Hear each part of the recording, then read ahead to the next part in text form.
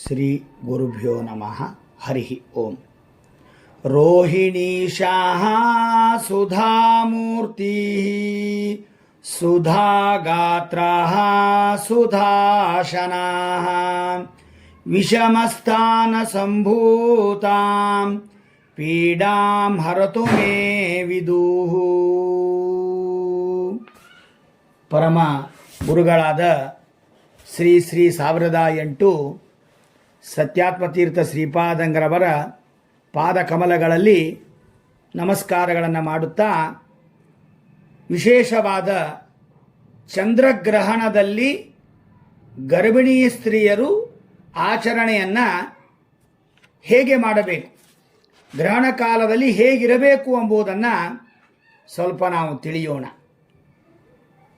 ಇದೇ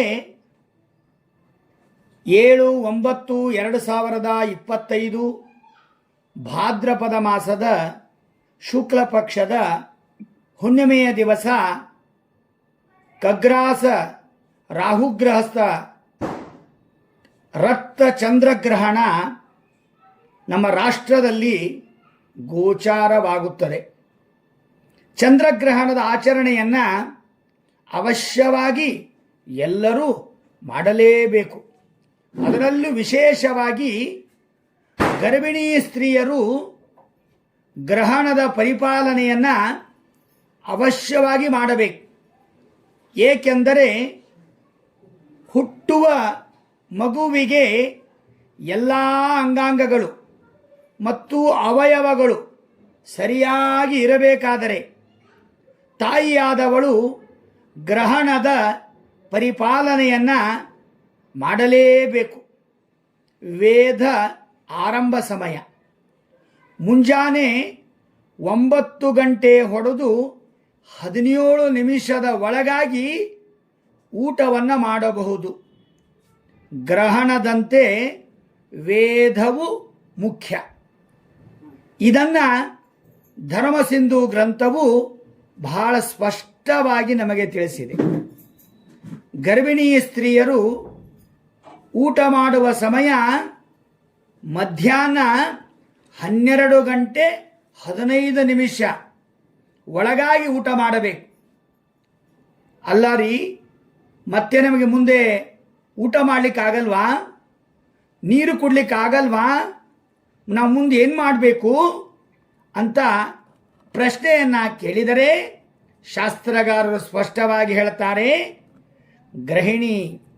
ಗರ್ಭಿಣಿ ಸ್ತ್ರೀಯರು ಸಾಯಂಕಾಲ 5 ಗಂಟೆ 30 ನಿಮಿಷ ಒಳಗಾಗಿ ಮನೆ ಒಳಗೆ ಸೇರಿಕೊಳ್ಳ್ರಿ.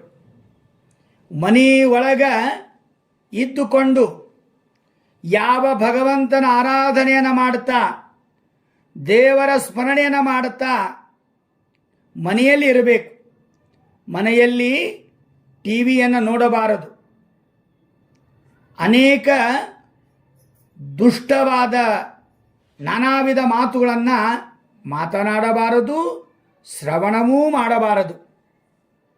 ಅದಕ್ಕಾಗಿ ಮನೆಯಲ್ಲೇ ಗರ್ಭಿಣಿ ಸ್ತ್ರೀಯರು ಇರಬೇಕು. ಇನ್ನು ಅವರು ಉಪಹಾರವನ್ನು ಎಲ್ಲಿ ತನಕ ಮಾಡಲಿಕ್ಕೆ ಬರ್ತದೆ ಅಂತ ಪ್ರಶ್ನೆ. ಅದಕ್ಕೆ ಅಲ್ಪೋಪಹಾರ ಅಂತ ಹೇಳಿದ್ದಾರೆ. 7 ಗಂಟೆ 30 ನಿಮಿಷ ಒಳಗಡೆ ನಾವು ಅಲ್ಪೋಪಹಾರವನ್ನು ಗರ್ಭಿಣಿ ಸ್ತ್ರೀಯರು ಮಾಡಬಹುದು ಅಂತ ಧರ್ಮಸಿಂಧು ಒಂದು ಒಳ್ಳೆಯ ಗ್ರಂಥದಲ್ಲಿ ಪ್ರಮಾಣ ಪುರಸ್ಸರವಾಗಿ ನಮಗೆ ತಿಳಿಸಿಕೊಟ್ಟಿದ್ದಾರೆ. ಹಾಗಾದರೆ ಗ್ರಹಣದ ಸಮಯ ಯಾವುದು, ಇದರ ಫಲ ಏನು ಎಂಬುದನ್ನು ತಿಳಿದುಕೊಳ್ಳೋಣ. ಗ್ರಹಣ ಸರಿಯಾಗಿ ಅವತ್ತು ರಾತ್ರಿ ಭಾನುವಾರ 9 ಗಂಟೆ ಹೊಡೆದು 56 ನಿಮಿಷಕ್ಕೆ ರಾತ್ರಿಯ ಕಾಲದಲ್ಲಿ ಗ್ರಹಣ ಪ್ರಾರಂಭವಾಗ್ತದೆ. ಅವತ್ತೇ ಮಧ್ಯರಾತ್ರಿ 1 ಗಂಟೆ ಹೊಡೆದು 27 ನಿಮಿಷಕ್ಕೆ ಮುಕ್ತಾಯವಾಗುತ್ತೆ. ಇದೊಂದು ಪರ್ವಕಾಲ. ಅದೇ ರೀತಿಯಾಗಿ ಈ ಗ್ರಹಣ ಕಾಲದಲ್ಲಿ ಯಾರ್ಯಾರಿಗೆ ಒಳ್ಳೆಯದಿದೆ, ಮಿಶ್ರ ಫಲ ಏನು, ಅಶುಭ ಫಲ ಏನು ಎಂಬುದನ್ನು ತಿಳಿಯೋಣ. ಅದರದ ವಿಶೇಷತೆಯನ್ನು ಅದನ್ನು ತಳಗೆ ತೋರಿಸ್ತಾರೆ. ಮತ್ತೆ ತಿಳಿಯೋಣ ಶುಭ ಫಲ. ಧನುರಾಶಿಯವರು, ಕನ್ಯಾ ರಾಶಿಯವರು, ಮೇಷರಾಶಿಯವರು, ವೃಷಭ ರಾಶಿಯವರು, ಈ ರಾಶಿಯವರು ಗ್ರಹಣ ಕಾಲದಲ್ಲಿ ಗರ್ಭಿಣಿಯರು ನಮಗೆ ಸಂಬಂಧ ಇಲ್ಲ ಅಂತ ಮಲ್ಕೊಳ್ಬೇಡಿ. ದೇವರ ಚಿಂತನೆಯನ್ನು ಮಾಡಿ ಜಪವನ್ನು ಮಾಡಬೇಕು. ಅದಕ್ಕಾಗಿ ಧನು, ಕನ್ಯಾ, ಮೇಷ, ವೃಷಭ. ಇನ್ನು ಮಿಶ್ರ ಫಲ ಮಕರ ರಾಶಿ, ಸಿಂಹ ರಾಶಿ, ಮಿಥುನ ರಾಶಿ, ತುಲಾ ರಾಶಿ ಇವರಿಗೆ ಮಿಶ್ರ ಫಲ. ಅವರು ಕೂಡ ವಿಶೇಷವಾಗಿ ಗ್ರಹಣ ಕಾಲದಲ್ಲಿ ಜಪವನ್ನು ಮಾಡಬೇಕು ಅಂತ ತಿಳಿಸಿದ್ದಾರೆ. ಇನ್ನು ಅಶುಭ ಫಲ ಕುಂಭರಾಶಿಯವರು, ವೃಶ್ಚಿಕ ರಾಶಿ, ಕರ್ಕ ರಾಶಿ, ಮೀನರಾಶಿ.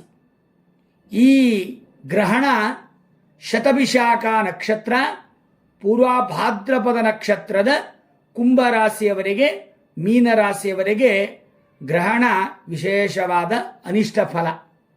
ಅದಕ್ಕಾಗಿ ಈ 4 ರಾಶಿಯವರು ಗಮನದಲ್ಲಿಟ್ಟುಕೊಳ್ಳಿ. ಕುಂಭರಾಶಿ, ವೃಶ್ಚಿಕ ರಾಶಿ, ಕರ್ಕ ರಾಶಿ, ಮೀನರಾಶಿಯವರು ವಿಶೇಷವಾಗಿ ಗ್ರಹಣ ಕಾಲದಲ್ಲಿ ಜಪ ಮಾಡಬೇಕು. ಅದೇ ರೀತಿಯಾಗಿ ಗ್ರಹಣದಲ್ಲಿ ಮಲಮೂತ್ರಾದಿಗಳನ್ನು ಮಾಡಬಾರದು ಅಂತ ಹೇಳಿದ್ದಾರೆ. ಇನ್ನು ಗ್ರಹಣ ಕಾಲದಲ್ಲಿ ಜಪ ಮಾಡಬೇಕ್ರಿ ಗರ್ಭಿಣಿ ಸ್ತ್ರೀಯರು.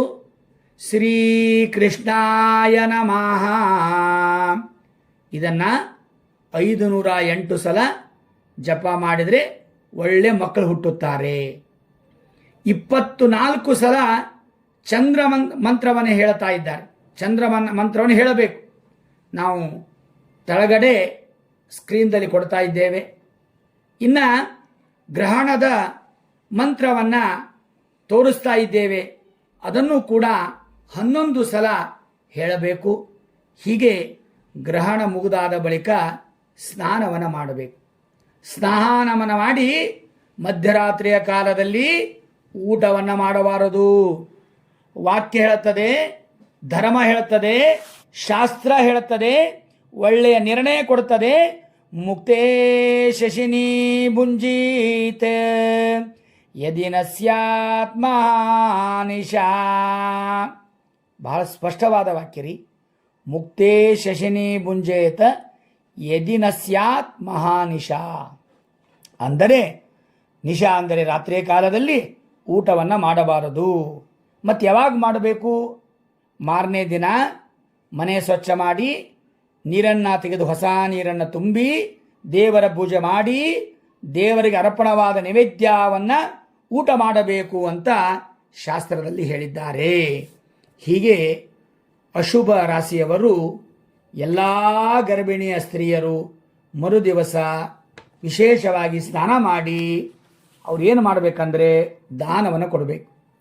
ಯಾವುದೇ ರಾಶಿಯವರಾಗಲಿ, ಮೇಷ ಹಿಡ್ಕೊಂಡು ಮೀನ ರಾಶಿಯವರೆಗೆ 12 ರಾಶಿಯವರು ಗರ್ಭಿಣಿ ಸ್ತ್ರೀಯರು ಬ್ರಾಹ್ಮಣರಿಗೆ, ಯೋಗ್ಯವಾದ ಬ್ರಾಹ್ಮಣರಿಗೆ ದಾನವನ್ನು ಕೊಡಬೇಕು. ಏನು ದಾನ? ದಾನದ ಪದಾರ್ಥಗಳು ಯಾವುವು ಅಂತ ಹೇಳಿದರೆ ಅಕ್ಕಿ ದಾನ ಮಾಡಬೇಕು. ಚಂದ್ರ ಸಂಬಂಧಪಟ್ಟಂಥ ಧಾನ್ಯ ಅದು.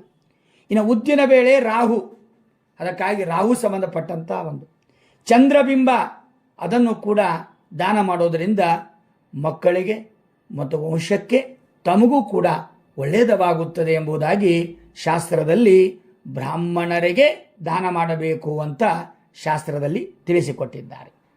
ಇನ್ನು ದಾನ ಕೊಟ್ಟು ನಮ್ಮ ಹನುಮಂತ ದೇವರಿಗೆ ಹೋಗಬೇಕ್ರಿ, ಹನುಮಾನ ಮಂದಿರಕ್ಕೆ. ಅಲ್ಲಿ ಹೋಗಿ ಅಲ್ಲಿ ನಮಸ್ಕಾರವನ್ನು ಮಾಡಿ 21 ಸಲ ಶ್ರೀರಾಮ ಜಯ ರಾಮ ಜಯ ಜಯ ರಾಮ್ ಅಂತ 21 ಸಲ ರಾಮ ಮಂತ್ರವನ್ನು ಪಠಿಸಿ ದೇವರಿಗೆ ಬೇಡಿಕೊಂಡು ನಮ್ಮ ಮಕ್ಕಳು ಒಳ್ಳೆಯವರಾಗಿ ಹುಟ್ಟಲಿ, ಜಗತ್ತಿಗೆ ಒಳ್ಳೆಯ ಧಾರ್ಮಿಕರಾಗಲಿ, ಸಾಂಸ್ಕೃತಿಕವಾಗಿ ಮತ್ತು ಒಳ್ಳೆಯ ಸಂಸ್ಕೃತವಂತರಾಗಲಿ, ಒಳ್ಳೆಯ ಸಂಸ್ಕಾರವಂತರು ಆಗಲಿ ಅಂತ ಹನುಮಪ್ಪನಿಗೆ ಪ್ರಾರ್ಥನೆ ಮಾಡಿಕೊಳ್ಳಿ. ಈ ಗ್ರಹಣದ ಆಚರಣೆಯನ್ನು ಎಲ್ಲರೂ ಅವಶ್ಯವಾಗಿ ಮಾಡಲೇಬೇಕು ಎಂಬುದಕ್ಕಾಗಿ ಇಷ್ಟೇ ಸಾಕು. ಶ್ರೀಕೃಷ್ಣಾರ್ಪಣಮಸ್ತು.